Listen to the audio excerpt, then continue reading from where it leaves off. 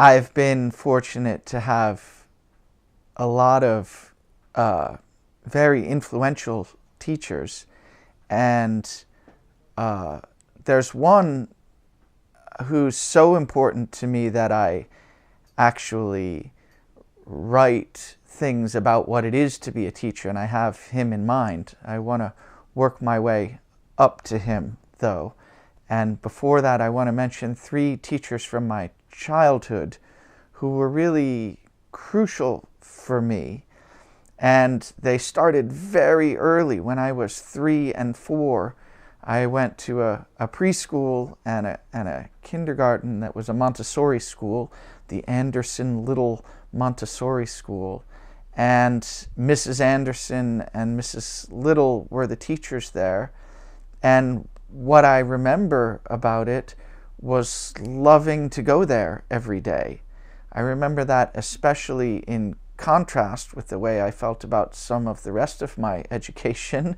It wasn't like school at all. It was a place where you had the freedom to explore whatever you wanted to explore, and you had the support from the teachers and the enthusiasm from them to help you go explore those things. I remember enjoying singing and building things and counting and adding, and I remember the whole thing just sort of shimmering with a glow around it.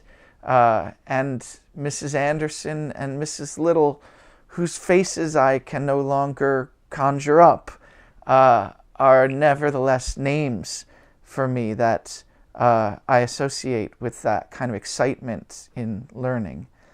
In 4th grade, I had another very influential teacher who, after some years of being beaten down, sort of revivified that love of learning.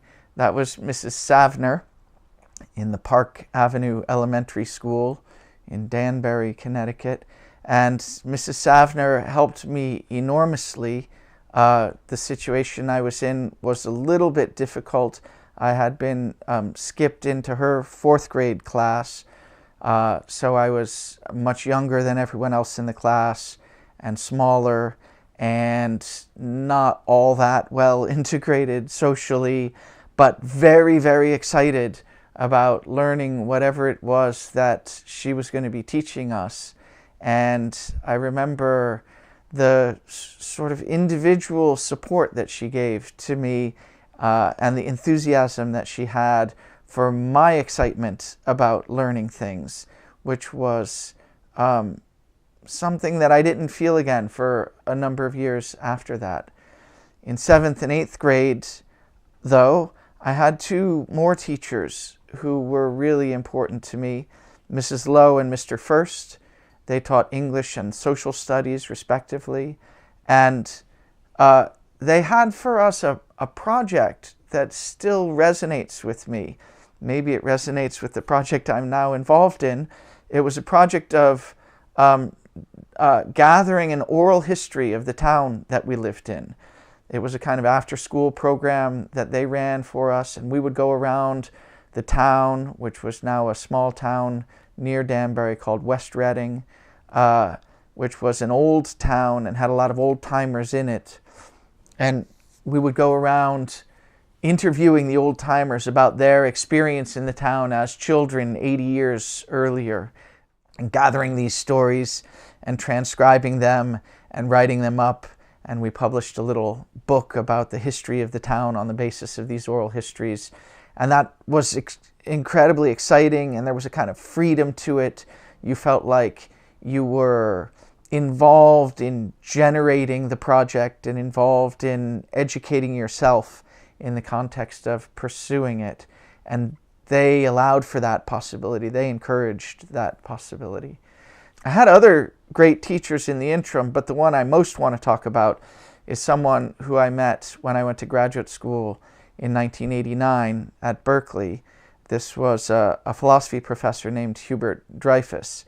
He later became a friend and a co-author with me. We wrote a book together, and he was the person in my adult life who allowed me to rediscover the joy and the excitement of learning with others and talking with others. And in particular, he introduced me to the discipline of philosophy, which was the discipline eventually I moved into. I had been in mathematics and computer science for a long time before that, and after 3 years in graduate school, I finally moved over to philosophy. The thing I want to highlight about Bert and his classes is that he had this amazing idea that there was no point in teaching a class if you already knew everything about the subject you were teaching.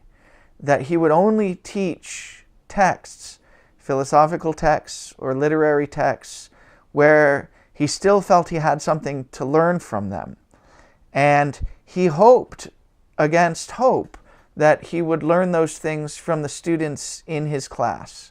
And he always ran his classes as a kind of environment where he was in there to learn something from what you, the student, had to say. And it was enormously exciting. And you were always on the edge of your seat as a student in his class, because you always felt like you might be able to say something that would change his mind, the mind of this great philosopher who'd been teaching these texts for 50 years. You might be able to discover something about them that he didn't already know, or that he thought was necessary to understand about them, but hadn't discovered on his own. And that excitement that he was able to generate in his classroom seemed to me like the truest kind of teaching, which was always involved with the teacher learning something himself. And that was probably the most extraordinary, the culmination of the kind of great teachers that I was fortunate enough to have over the course of my educational career.